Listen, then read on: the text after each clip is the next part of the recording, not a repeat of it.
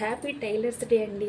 అందరికీ tailors day శుభాకాంక్షలు. ఎక్కడెక్కడ ఎంతమంది వర్క్ చేస్తున్నారో నా తోటి వర్కర్స్కి ఈ టైలరింగ్ అంటేనే చాలా గొప్ప విషయం అండి. ఇది అసలు ఇందుట్లో ఉండే ఎంజాయ్ ఇంకో దేంట్లో ఉండదు. మనం ఎక్కడికి బయటికి వెళ్లకుండా వర్క్ చేసుకొని ఇంట్లోనే కూర్చొని వర్క్ చేసుకొని రూపాయి సంపాదించుకోవచ్చు. చాలా ఈజీ పని అనమాట. అందుకని చదువు ఉన్నా లేకపోయినా ఈ టైలరింగ్ వర్క్లో అయితే కుటుంబాన్ని నడుపుకునే అవకాశం ఉంటుంది. ఈరోజు మీకు టైలర్స్ డే శుభాకాంక్షలు చెప్పడం లేట్ అయింది. ఎందుకు అంటే మా ఊర్లో టైలర్స్ అందరూ కలిసి ఈ టైలర్స్ డే రోజు భోజనాలు పెట్టుకుంటారు. వాళ్ళ ఫ్యామిలీలతో వస్తారు.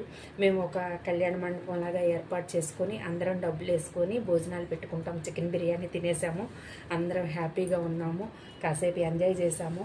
మాట్లాడటానికి అవకాశాలు అందరికీ స్టేజీ మీద మాకు ఇస్తారు.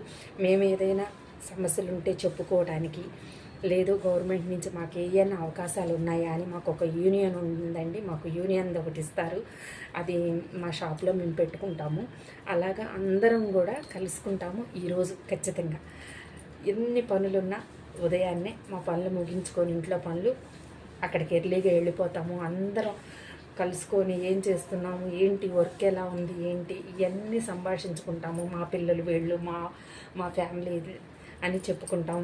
మనవాళ్ళు మనవరాళ్ళు ఇలా హ్యాపీగా ఎంజాయ్ అయిపోతుంది. భోజనాలు చేసేసి ఎవరిళ్ళకి వాళ్ళు వచ్చేస్తాము. అందుకే ఇప్పటికీ మీకు టైలర్స్ డే చెప్పటం ఇప్పటి వరకు టైం పట్టింది, క్షమించాలి. అందరికీ హ్యాపీ టైలర్స్ డే.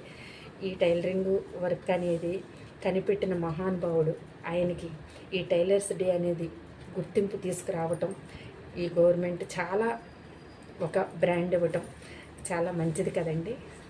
నాకైతే చాలా హ్యాపీ. ఈ రోజు కోసం ఎదురు చూస్తూ ఉంటాం. ఎందుకంటే టైలర్స్ కష్టపడే వాళ్ళందరం ఒకరోజు ఒక చోట కలవచ్చు అని. అయిపోయింది, అందరం కలిసాం, హ్యాపీగా ఎంజాయ్ చేసి వచ్చేసాం.